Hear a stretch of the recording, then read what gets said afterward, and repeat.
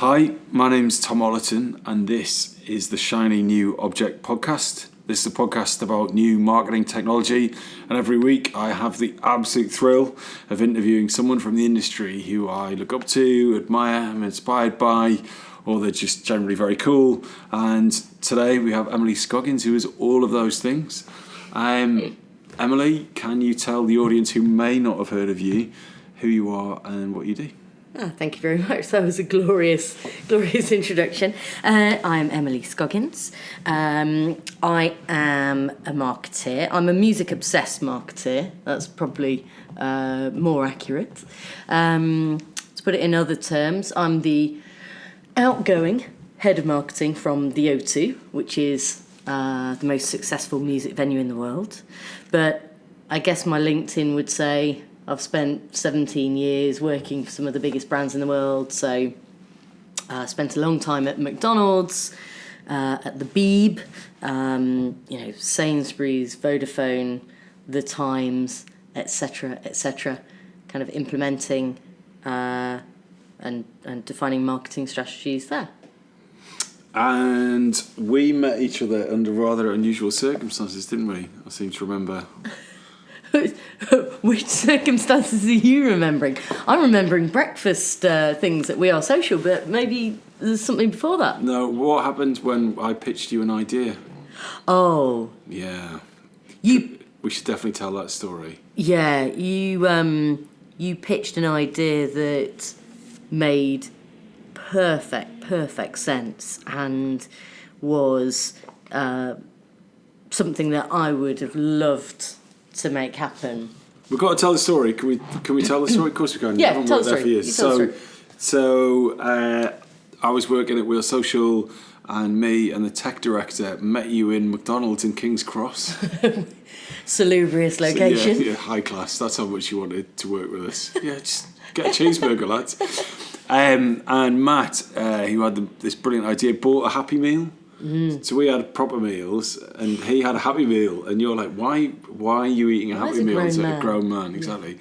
And then he proceeded to tear up the Happy Meal box, and then he turned it into a kind of a Google Cardboard style VR reader, slotted his phone in. He built like a little microsite and had like a VR experience right there and then. And you said, that's the best pitch I have ever seen. It was amazing. He even had bought the, I think he'd bought on the internet from an optician's sort of supplier, the eyepieces for it. So it was fantastic. Such a great pitch and such a great idea. And sadly, I don't think we were ready for it in the UK when I passed it on to my folks back at the ranch. However, 6 months later, McDonald's Sweden totally did that idea. That is the worst pain an innovation person can feel. Is being ahead of the pack. Yeah. And then have someone else do it. And it probably happens more often than not. But everyone's like, oh my God, that's the idea. You got it live. And you had to write back to everyone going, no. But I was thinking about this the other day, actually, that you'll know this, being an innovation person at brands, that being right is not enough. It's not even half enough. No. It's such a combination of things, isn't it? You know, the timing has got to be right. The people, I mean, sometimes the wrong person is in the room out of sheer, just bloody bad luck. Or the right person is in the room out of good luck, And then things happen because of a domino effect. Yeah, and I think that, is it Aristotle? Let's say it's Aristotle. He said a convincing non-reality is more convincing than an unconvincing reality. Yeah. No, shit, I got that the wrong way around. Anyway, yeah, something that... Gosh, Aristotle, what a bloke. Yeah, something that's wrong and convincing is more convincing than something that's right and unconvincing. Yeah. That's what I meant to get to. But despite this harrowing first experience, we've become friends, and absolutely. Yeah. And we were supposed to just meet up for a drink tonight, and I was like, do you want to just do a podcast instead? And you're like, okay, all right, cool, let's do it. So let's jump into the getting to know you questions. Okay, quick one. What is the most useful thing you've bought with your own money that you've used for work? Noise cancelling headphones, without a shadow of a doubt. So I actually don't like the open office thing. I'm not great with this. That's not to say I don't love the people I work with, and I'm super sociable, as you know. But certainly in my last role, I was sitting with 6 people physically around me, like completely surrounded, and I find it actually really difficult to kind of zone in on what I'm doing, and I couldn't do it without noise cancelling headphones. So what, would you have those on all the time, or? Yeah, welded to my head. No, not welded to my head, but no, just for, I think we spend so long on bloody email or, bits and bobs and here and now, this and that. But actually, when you want to get a big bit of work done, I don't know how anybody survives without cocooning themselves in some way. Yeah, it's true. And just about to be, an expectant father. Apparently that's the best thing for crying baby. You are an awful, awful person. Why am I an awful person? You can still hear the fact it's crying. You're still attending to its needs. Hey, look, when you're into baby tech, this is the kind of stuff you pick up. Oh, God. Yeah, I bet there's a lot of research on baby tech right now. So we had baby shower at the weekend, and my friend Alex and Caro bought us a Susie Snooze, which is like an Amazon Echo for babies. Oh, my God. Yeah, okay. Anyway, different podcast. Okay, so moving on. What has been your biggest work failure that has set you up for success?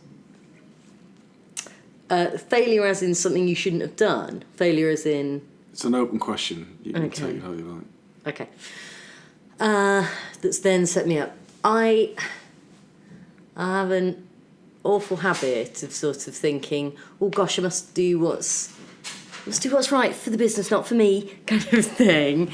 And in that spirit, a few years ago, I think, I decided that... So, as you know, music is the love of my life. And I wasn't working in music, and I'd been working with big brands for many years, and whilst also going to, I think, the year in question, I'd gone to 203 gigs. And so 203 gigs in a year? Yeah. Whilst, holding down the big old corporate job, and I was at South by Southwest one year, and that I'd paid for to go as a delegate myself. And I thought, why am I at somebody else's industry conference again? And sitting in all the seminars, doing all the listening to and learning and being excited by all the different things I was learning. And I thought, I've got to leave my the job I'm in currently, and I've got to find my place in music. And in doing so, I decided to tell that to McDonald's. Okay. Who were my current employer. To your boss? To my boss. In that, there was a reshuffle coming up, a restructure, and I thought, oh God, I can't let them put me in the middle of, what's going on and going ahead, because I'm not going to be there in 3 months. And I thought, I'll be fair to my employer. I'll be the nice person here and a good egg. And they were fantastic, and I will be eternally, eternally grateful for this. But I ended up spending the next year basically getting out into the music industry, researching every single aspect. So meeting everyone from publishers to agents to promoters to, managers and artists, and finding where I should sit really in all of that. And as I say, McDonald's were incredibly patient, but by the end they were like, you said you were going. Right. And like, maybe you should go now, which was, very, very much Very within cool, their rights. But so was it a mistake to tell them, technically and according to all of my friends? Yes. Was it actually the right thing in the end? Yeah. Yeah, it probably was. So with that in mind, what have you learnt since then? What new behaviour have you adopted over the last 5 years that's kind of improved your work life? From that, I guess the way I was treated as a human, as a human with, there's more to my life in this business than my life in this business. Do you know what I mean? More to my life than the life in this business. And it was never in doubt that from any my bosses or whatever, we know, we know where your heart is and where you have to get to. Yeah. And I would like to think that that sort of feeling of you're more than just the employee has really been something that I hold very, very dear when dealing with my teams. I would rather somebody left and followed their heart, and I will help them do it, and I will stand by that. You've got to do what's in your heart, and I would support anybody, even if it meant losing my best person. Well, there we are.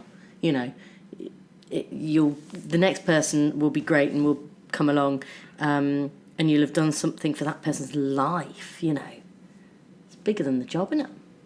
Yeah, I really believe that. I think that really tapping into that person who they genuinely are is a really powerful thing. I had Mary Keane Dawson on this podcast. She was talking a lot about truth and about what is. It's not only the name of her agency, but her thing is all about being authentic and true to yourself and grounding everything you do in that thing. And if that is music or that is theatre or that is coding or whatever it is. But it's tricky though, because not everyone knows that. I mean, you weren't 21 when you realised that you had to kind of break out of corporate life. I mean, you've said you've had a 17-year career, so that must have been it. 15 years or something like that. So what advice would you give to someone who is just starting out? You've left De Montfort University and 30k in the hole or whatever, and it's all right for you to sit there and say, oh well, I've been at McDonald's for 5 years and I'm follow your dreams. What advice would you give to someone who's just out of uni and a lot of debt, desperate to get on some kind of career ladder? What would you suggest that they do about building their career, but at the same time staying true to their true self? I've actually seen this a lot recently. I think there are forums of people for whatever you're sort of interested in. So, for example, I'm involved in a conference sort of series called Fast Forward, and it's for people under the age of 35 in music. And they've been great about having young people come to those seminars in the past. And if you I was about to say reach out, Tom. Shoot me. No, shoot me. If you do sort of seek out... why is that different? You know what I mean. If you go and find the tribes that you want to run with and get involved, and that can be, right, we're having our summer party, come along. We're having our networking drinks, come along, or whatever. Or it might be a Facebook group. Yeah, it was interesting. I was just going to say... I'm reading a book about the power of introverts and how our society really rewards extroversion. It totally does, yeah. And an introvert isn't someone who's shy or unconfident. They just prefer smaller groups of people. Yeah. And you or I who storm in anywhere and go, oh cool, it's a meet up for Astro physicians, whatever. We just go and do it and make friends. Yeah. Whereas someone else may not like that, but as you say, a Facebook group or an online forum is potentially a better fit. Absolutely, yeah. No, that's a really, really good point. I think the best definition I heard about extro and intro was about introverts get their energy from within themselves, and extroverts get it from other places. So I'm super, super extro, right? So I'm the person who would go to Oxford Circus on a Saturday because I like being around people and stuff, and I would have a really happy Saturday going in and out of the shops on Oxford Street. Even you were raising your eyebrows at that. But, wow, nice. But it's because the more kind of stuff I see, the more I take in, the sort of more energy I have. Yeah. And I'm aware that this is a bit, I was about to say weird. It's not weird, but it's very different. Other people's cases, that would sound like hell on earth. And actually being by themselves allows them to build their energy and their power. So yes, Facebook group, women in Ent and digital, or women in music, or there's, pub music, women groups. What's the weirdest one you've been to? What is the... What networking thing? Like sometimes you go to a networking thing and you think, whoa, I'm a bit off piste here. Like I went to one about fonts once, and I can't remember what it was, but everyone was guffawing about the fact that whatever font it was, the extra bold should have really have been the semi-bold. Oh, what a mistake it's a maker. Yeah, they were slapping on each other on the back, and I just thought, right, I am, in the woods here. So what's the oddest one you've been to? I mean, I've never been in Fontsville like that. We'll come back to that. We'll come back to that. You can let your subconscious deal with it. That was a tricky question. So let's jump back a bit. So, if you had a digital media budget of 10 million quid to get any message out there, personal or professional, what would it be? I'm on my high horse about this at the moment, so I would use that budget to encourage everybody to recode the wake word for their home assistants to computer, right? Forget this, I'm going to say it, so watch out. Forget this Alexa nonsense. Stop the anthropomorphizing of computers. I find it insidious and dangerous, and the next time my niece Bibi comes round and says goodbye to me, to Dave, to Mia the cat, and to Alexa, I'm going to cry and then ask, is Alexa coming?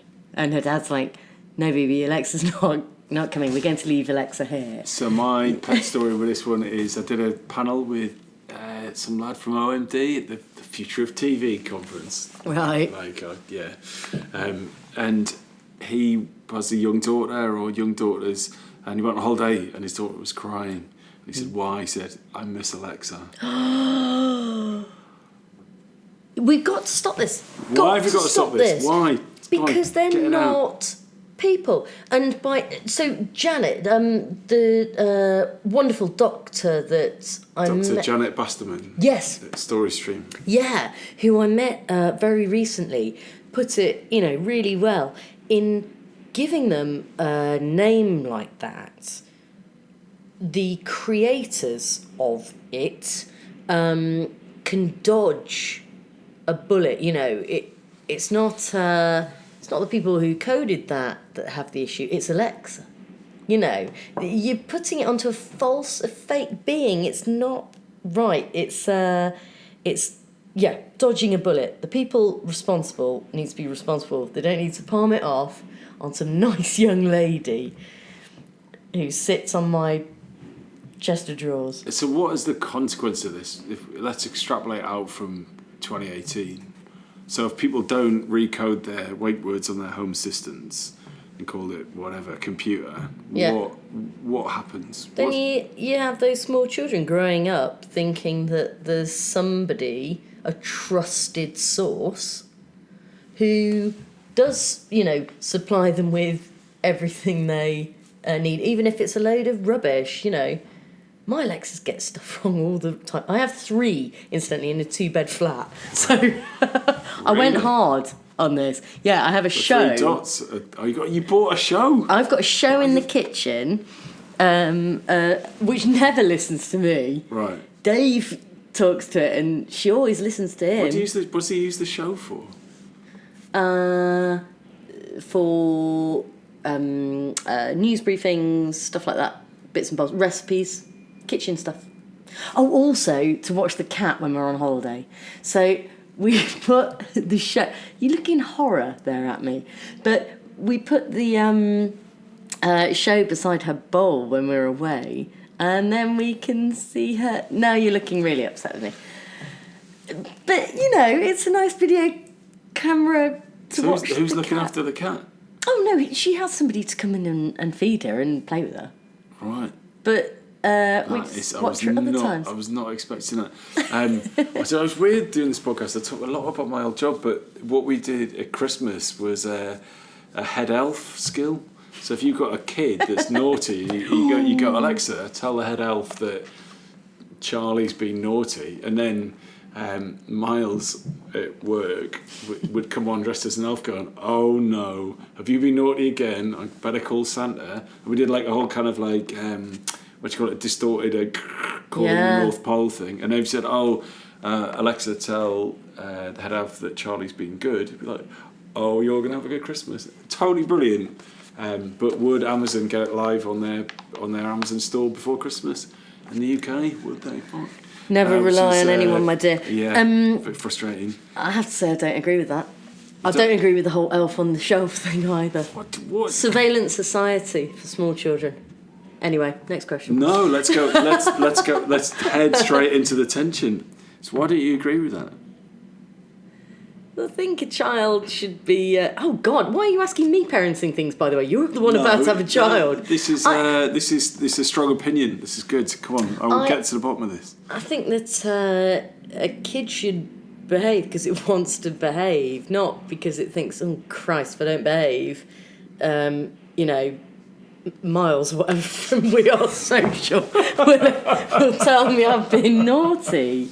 I don't know. He's a pretty persuasive guy. I don't think this is the way. Well, do you think that people only behave in society because they think they're being watched? Do I think that? No, I don't think that's true. No, and I don't think that's something we need to encourage. Anyway. So,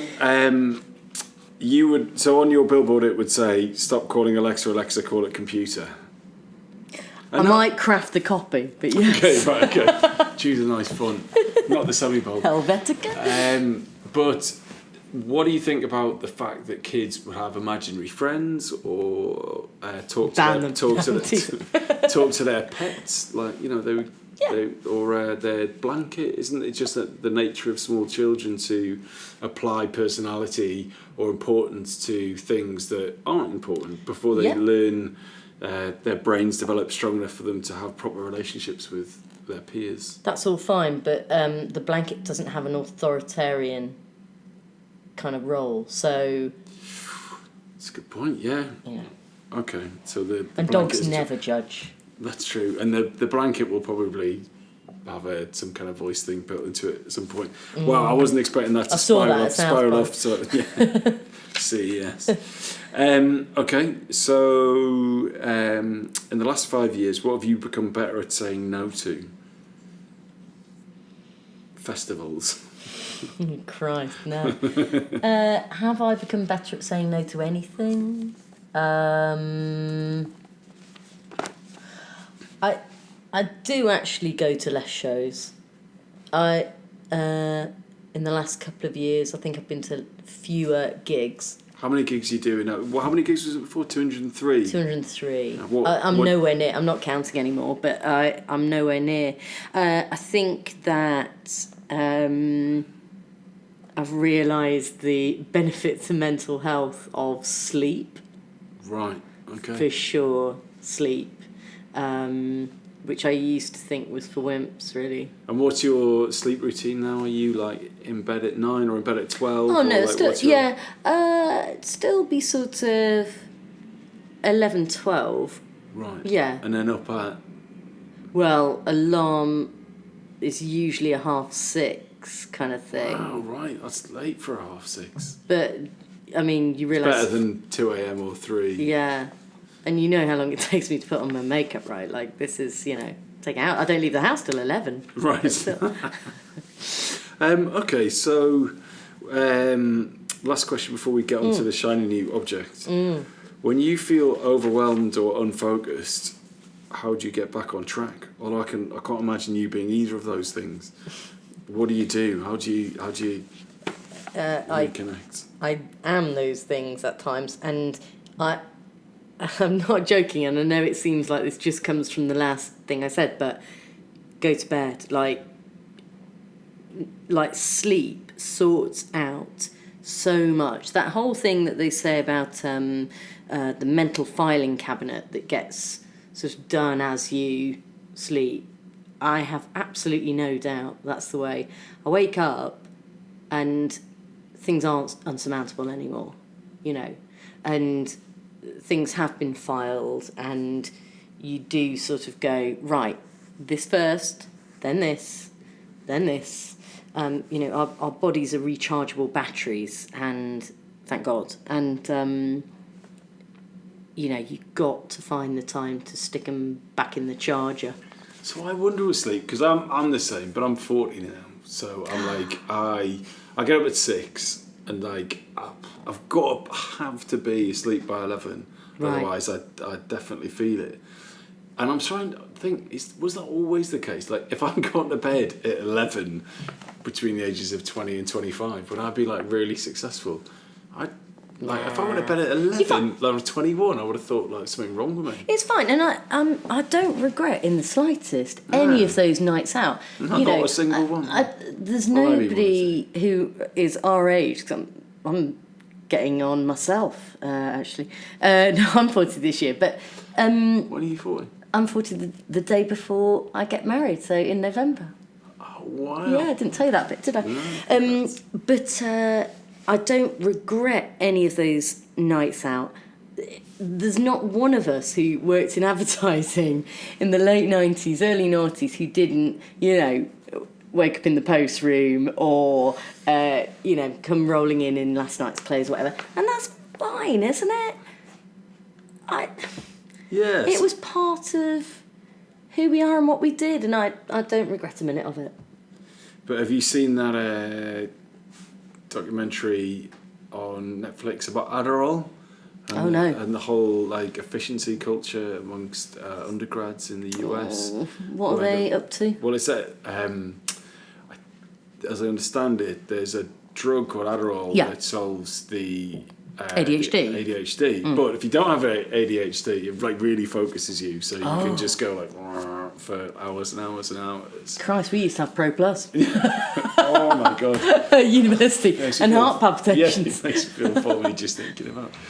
Then I was chatting to Matevs, the CTO founder guy at Celtra, and he was saying, we don't need to worry about robots taking over because we're becoming robotic. You have a Fitbit. You have walked 10,000 steps a day, and you get this little thumbs up notification.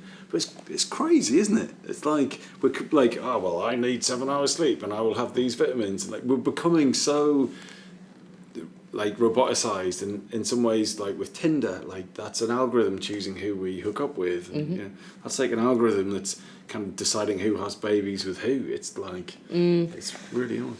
Yeah, I guess there's a tangent on that, but it's exhausting just the thought of being sort of told all the time, you should have this much sleep, you should do this many steps, you should be vegan by now, you should be eating this many calories a day, you should, actually you should have written a book by now, you should have, all these things. Actually, no wonder there's a mental health crisis. We are being pushed to our limits by expectations. So we're at the half-hour stage, and that means that we are going to pivot this conversation All right. to the shiny new object. Emily Scoggins, what is your shiny new object? My shiny new object, which is actually about 40 years old, is algorithms making music, so artificial intelligence making music. Okay, what is that? There are many ways to sort of explain this. It's a burgeoning sector now, but it's actually something that's been going on since, synthesizers first poked their heads above the parapet. Actually, Jean-Michel Jarre was really the first exponent of this. So, What did he do? putting together the synthesizers that he put together, sort of learnt, right, I'm going to feed in this bit, and the synthesizer plays this, and then this. It was the first sort of, part of AI in music. But we fast forward. If you fast forward to 2016, and you have a chap called Francois, I've suddenly forgotten his name, Pachet, in working for Sony Corporation, so Sony's computer arm actually, in Paris on a project called Flow Machines. And they fed in to, of course, what AI is very good at is looking at lots and lots of data, looking at the patterns, and whatever outcome you want from that. So they fed in every Beatles song and asked it to write one, and out popped a track called Daddy's Car. Now, you don't look thrilled with this, Tom. I wonder I can why. understand. So out pops Daddy's Car. Now, when Daddy's Car popped out of the machine, Flow Machines, it was a piece of music that then was played by people and was mastered by a person, and somebody sang the lyrics. So it does sound, it's got the Lennon and McCartney, little stamps all over it, and you would identify it as a sort of 63 to 65 period sort of Beatles song. Yeah. Daddy's Car, we're enjoying being out in Daddy's car type thing. Right, so, and that's fine. Now, fast forward another year or two, and you see the start of a company called Juke Deck, that you've probably come across. For people who don't know who Juke Deck are, do you want to...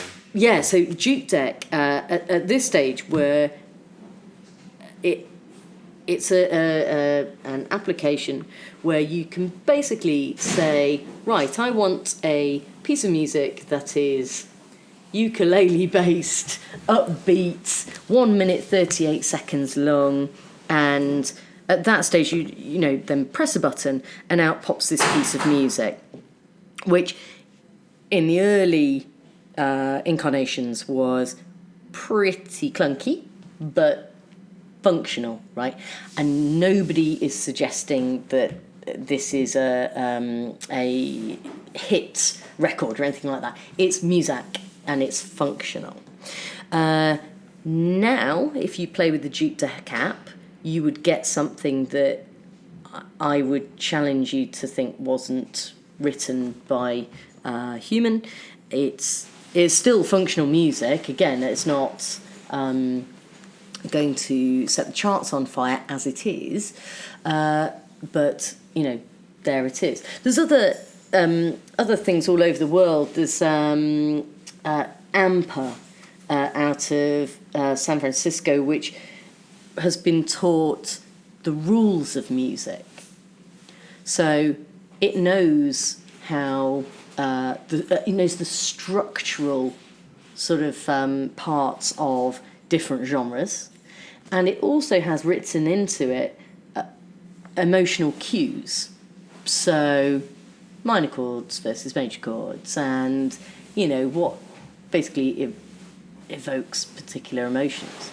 So that's then really interesting for constructing pieces of music.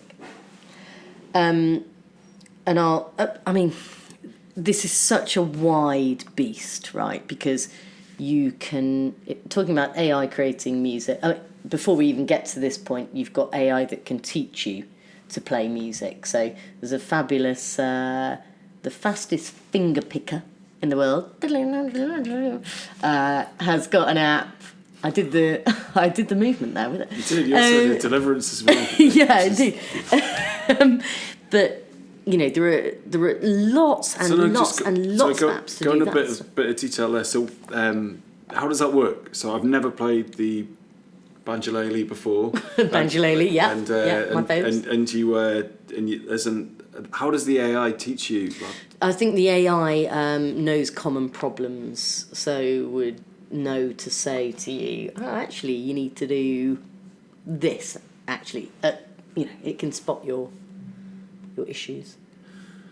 Okay, so I was surprised that you chose this subject because my do you still do your monthly playlist? Do you know what? I haven't for ages. I must. Discogs, which was brilliant. Must get back to it. You got me into a bunch of different bands. It was just every month. It was like 30 songs or 15 songs, something like that you really loved. And generally, you like humans playing stuff. I would say we share that. I think. Yeah. Even though, like, you know, you're a kind of big Beastie Boys fans. There's a lot more kind of sample led and stuff. Yeah. But like AI making music is the absolute antithesis of some, you know, men and women sat around with beards playing, you know, bits of beards, bits of wood with playing, you know, with bits of wood, you know, with steel attached to it and stuff. Okay. So where's the interest for you? Because it doesn't sound like your kind of genre, but I maybe put words in your mouth. So for a start, this isn't sort of a genre-based thing. The other thing is, right, 1980s, when people said drum machines are going to get rid of drummers. No, they didn't. You know, I mean, unfortunately in some cases, but drummers I have known. But it's a tool, right? It's a creative tool. So actually, the fear and mass hysteria that's sort of starting to build about robots are coming for our jobs from musicians, they're not. Robots aren't coming for your job. Well, no, there's one subsection, and I'll talk about that in a minute. But AI writing a, you know, say AMPA, and this is being done at the moment, so this isn't, you know, a fanciful idea. This is being done. AMPA can write a piece of music that has some glorious 10-second, you know, pieces of melody in it, or whatever, that it would struggle over a long, like it couldn't compose a symphony. It couldn't compose a long, complex piece of music that flowed in the way that we would understand, you know, that composition to need to be at present. What it can do is provide some fantastic parts of songs, you know, and some parts for musicians to play with and to add to and to take some bits away and form the basis of a song. And why is that different to anybody sitting down with an 808 or a keyboard that, I mean, my style of my musical talent is zero, so I would press the demo button on a keyboard and attempt to, you know, play along while the cat walks across the keys. But why do keyboards still have demo buttons? Like if you go to top I hope so. Like oh my range god, Yamaha for that Von Tempe organ. Can I give you a pop music quiz on drum machines? What was the first number one with a drum machine? Ooh, number one with a drum machine. Right, going to come back. Yeah. Going to come back to that along with the other question that I've now forgotten. So do you think an AI music making algorithm could write a hook? Yes. Do you, like what? Is there an AI hook that's been written? Like But a lyrical hook or a You won't know it. instrumental? You won't know it.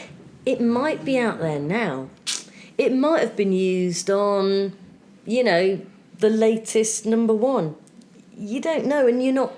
I guess it would You're work not going well to on something like hip hop, wouldn't it? Which is like, stereotypically, you'd have like however many 16 bars of rap, and then you'd have like an instrumental hook, which would come from James Brown or wherever.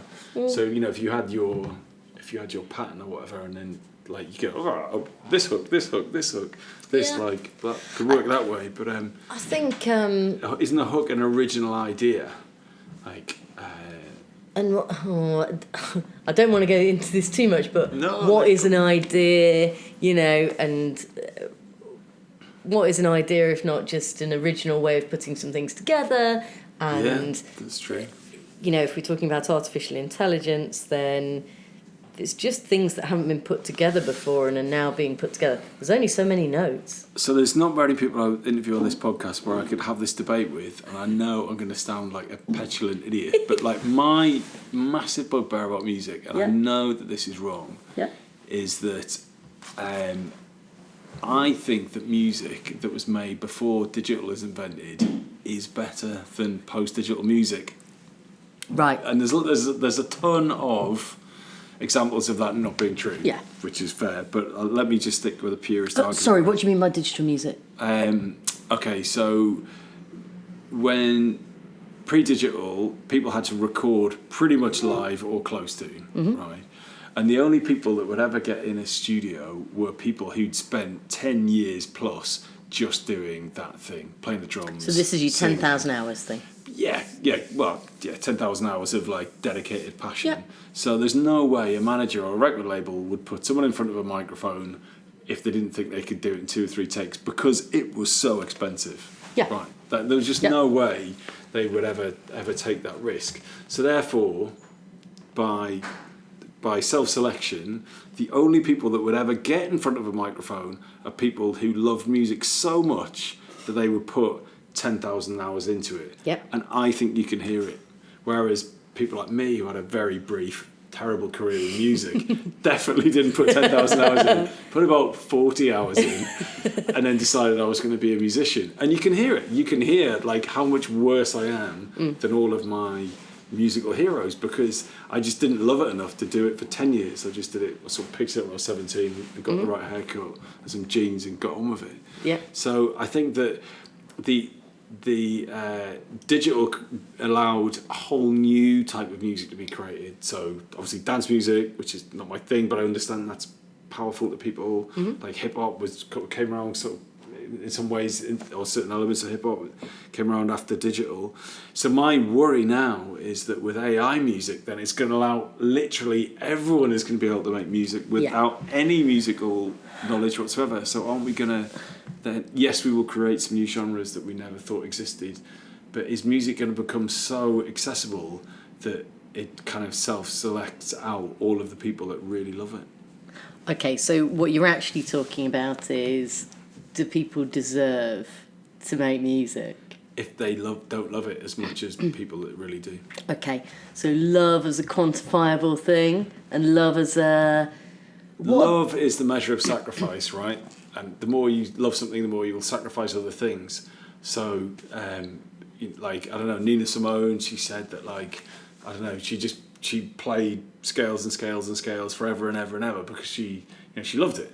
The Stone Roses rehearsed 4 hours a day for 8 years, or 8 hours a day for 4 years, or whatever it was. I can't Should have rehearsed more, some people say. But anyway, I love it. Do you know what I mean? So, yes, I think that love is the measure of sacrifice, and if you love music that much, you will sacrifice everything else. So therefore, you deserve to have the rewards of being able to produce great music. Whereas some lad on the bus on the way home to Tottenham having a Dixie Chicken, and he can just pull together an album on his phone, that feels wrong to me. Okay, couple of things. What if the lad with his Dixie Chicken actually is going through some shit, and the only way he sort of can get this out, or he's got in his heart, he feels that he has to commit this to music, and why shouldn't he be able to? The other part is, as my friend Simon says, everybody's got a bloody song to sing now, which is, I think, what you're saying. And you're both absolutely right. It feels like everybody's got a bloody song to sing. But as a listener, you decide what becomes, listened to. So, yes, there's a lot of chaff with your wheat now. I think what you're talking about is oversupply.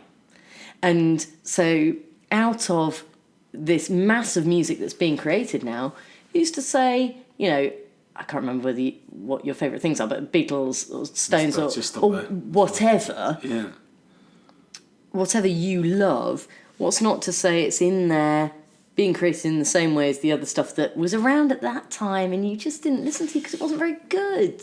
Yeah, and actually Keith Richards said that they would always use the latest technology, like, no matter what it was. Like, at any album, it was like, okay, what's the new thing? They were like, oh, this tape player is worth 75 quid, and but we can get it for 200 quid. Like, so, and that really famous story about when he wrote Satisfaction. Do you hear that story where he just woke up on the couch after a big night and shocker, and the tape spool was had run out, and so he thought, I must have recorded something last night. So he rewound it, played it again, and it was like him going, I can't get no sense, and then just loads of snoring for the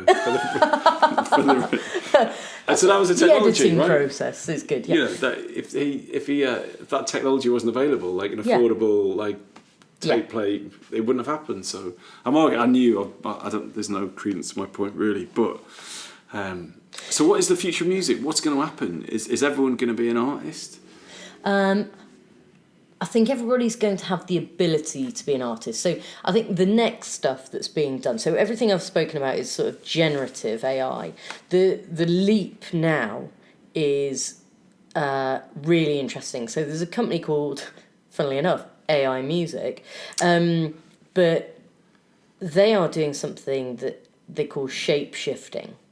And this is so, I mean, at its heart, imagine taking your favourite song and whatever kind of form that takes, you can shape shift it into other forms. So you can make it that it's the kind of thing that you would want to do yoga to, as well as go on a run to, as well as dance to, as well as focus to. And that is by sort of switching it in with other things. So, for example, the demo is as simple as this, can be as simple as this. 2 pieces of music, one disco stomper from the 70s,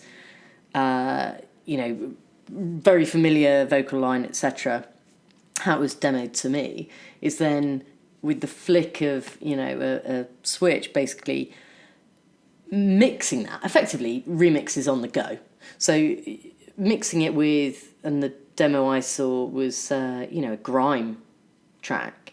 And I said, oh, that's very clever. You've just taken the vocal line from the 70s disco stomper and you've popped it over that. And they said, no, we haven't. That track is now building as the track is meant to build with that vocal line and then dropping where it needs to drop, etc. So the track is writing itself, basically, along the lines that you want to hear it. So I know AI Music, and I've seen, when you see that demo, it's like nothing else you've ever seen before, and I think they're probably like the coolest people I know. And I went to their studio and I felt so unbelievably out of place. I had to leave immediately. The way everyone looks up and says, "All right, Dad," as you walk in. No, they're not like that at all. They're very, very nice people. But the interesting thing about that is that you could have an artist who writes a song and releases it as shapeshifts it in all different angles. So you could be into that artist as a drum and bass fan, and I could be into that artist as a folk fan. Yes. Which is crazy. Crazy. And if I said, oh, I'm into this artist, and then you put it on, I'd be like, what are you doing? Yeah. So you'd have this weird tribalism around the same artist. And everybody have it. Yeah, and it's I find it fascinating for what it can do for catalogue. So old music, say there's a B-side or a bit of a forgotten cut. What's a B-side? Oh God, now I'm showing my age. Yeah, but a forgotten cut by somebody, and somebody picks it up and goes, actually, I can do this with it, and all of a sudden it becomes, relevant and loved. So where does context come into it? So the one thing that I didn't realise when I was doing music, attempting to have a music career, is as how powerful the context is within which you are serving the music to your audience, right? A great quote I heard was, if you want to be a really good A&R person, you don't need good ears, you need good eyes. So, if you there's a young band and they're all 15 and there's like 60 people in front of them going mental, it doesn't really matter what they sound like, because their context is so powerful. Yes. The look and the dynamic and the energy and the clothes and the moment. Context is so important. So let's think about this. Yes, you can make whatever sound like whatever with AI. You are not going to form a new type of music, right? Grime wouldn't exist without that context in London of those people feeling the way they feel about things, right? So context is absolutely the key still to new things. Did I just take that on a tangent? No, that's perfect. I think about this a lot. So what's next? What happens? I think grime is unusual because there haven't been that... Actually, you're going to tell me I'm wrong here. But I can't remember that many forms of music that were dependent upon geography in the same way that it used to be. So you had it is unusual Seattle now. or like... It is unusual, Manchester or whatever. Yeah. It is unusual, and long may that continue. God knows where it's going to pop from next, and isn't that fantastic? But wherever it pops from next, I don't have a problem with it popping from, somebody's bedroom who is using Amper or Dupe Deck or AI music as part of the process and part of their creative, endeavours. And where do you stand on the Japanese artist that is an avatar? I can't pronounce the name, and I've said Japanese, probably isn't Japanese, and I've offended a whole nation of people. I was thinking about this on the way here. No, so I think that is fascinating, and I was thinking about that earlier. And so for anyone who doesn't know, this is an artist that she does gigs, but there's basically a screen, and then she's projected onto the screen as a kind of 3D avatar. Yeah. She looks like an anime manga style character. Yeah, indeed. But the really interesting thing is her fans can write her music for her, so they can just write a song and upload it to the forum or the website, and then she will instantly record a version of that song, and then that can be sold, which is crazy, which is completely blurring the lines. It is, and I was thinking about that, and I was thinking about the Instagram star who's not real as well. Well, the influencer. The influencer who, she looks like a sort of emotionless. Is she a robot or is she a real person and stuff? And I thought, can we worship a non-living thing? And I thought, well, of course we can, but that goes back to calling the computer Alexa. You sort of need to anthropomorphize it, and it needs to become real through looking like human. Right, that pop star and that Instagram influencer, if they didn't look humanoid, wouldn't have what they have behind them. What do you mean? So if it was a plant, I'm looking across at a fern on my left. If it was a plant up on stage making that music, so I think it wouldn't have this behind it, because we would find it difficult to do that whole fandom and worship thing. They will need to keep looking like humans. And so what... I keep on asking this question, but it fascinates me. So, what's going to happen next? Like in 5 years' time, we redo this podcast, and we said, "Oh, you remember 5 years ago we were talking about AI making music? What do you think's going to be next? We're going to see someone like AI music themselves, or a Duke Deck going to write everything, or like, Right. how do you see it? I am really pleased to see at the moment. So look at BTS, right? K-pop. Just hit #1 in the States. Billboard #1 record. These are 6, I think, young guys in the same mould as Backstreet Boys, NSYNC, whatever, kind of good looking, each appeal to a different person. Brilliant songwriting, a lot of it British actually, that then gets translated. But it's a cross between 90s R&B, pop bangers, and they sell out and sell out and sell out places, and they sell records in their, absolute shed loads. It's just brilliant songwriting with good-looking boys and girls in K-pop being brilliant pop stars, right? It's not going to stop. It's not going to stop, and that's all good. Will there also be records coming out by people where it's 90% AI, 100% AI? Yeah. Does it matter? No.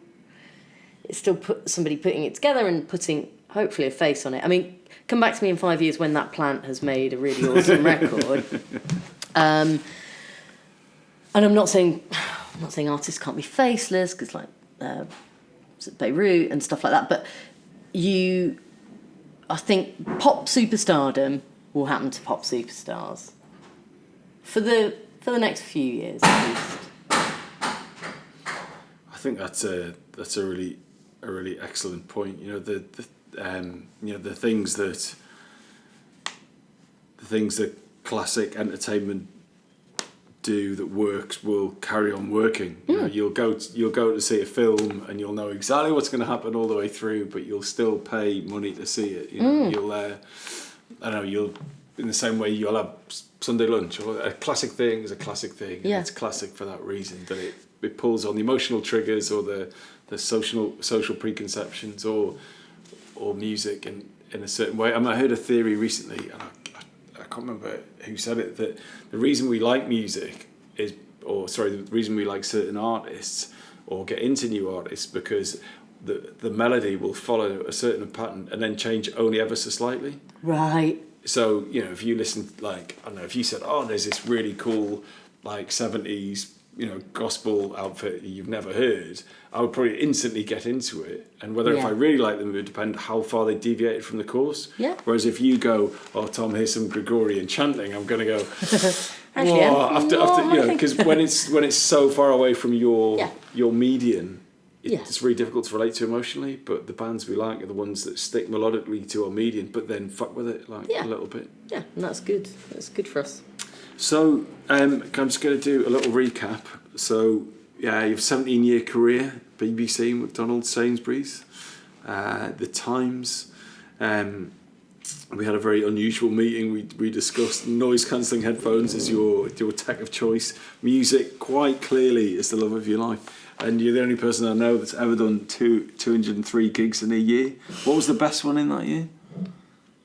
That was the year with the National at the Roundhouse. Right. Nice one. You told your employer you were leaving before you had another job to go to. They kept you on for a year. Do your advice to people who want to get into the industry: go and find your tribes. Whether that's real world, if you're an extrovert, get in there. If you're less keen on that, then there's always something online. Your passion is making sure that we make the makers of technology take responsibility for their technology instead of anthropomorphizing them. Neither of us can say it. It's brilliant. You made me laugh about Miles at We're Social. Should not.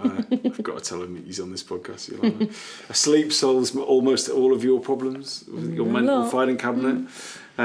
You'll turn 40 in November, the day before you're married. Beautiful. And your side of the object was artificial intelligence making music, which is a 40-year-old tradition. You talked about some really interesting businesses that I'm passionate about as well: Duke Deck, Amper, and AI music. even though the monstrosity, which is Daddy's Car, Lennon would never write a song called Daddy's Car. You know this. Drum machines didn't replace drummers. Creative AIs aren't going to replace creatives. And I think your point at the end was so unbelievably bang on that the biggest bands in the world today are still boy bands and girl bands, and that model isn't going to stop, even if AI written music is certainly on the rise. Yeah. So if people wanted to get in touch with you, how would they do it? So Twitter is always the best way, I think. So at Emily Rocks, obviously, ROCKS. Yeah, you'll usually find me there hanging out. Thank you so much. Thank you. That was my dream podcast to talk about one of my favourite things. One of my favourite new people the last few years. Thank you so much, Emily. Thanks, Tom.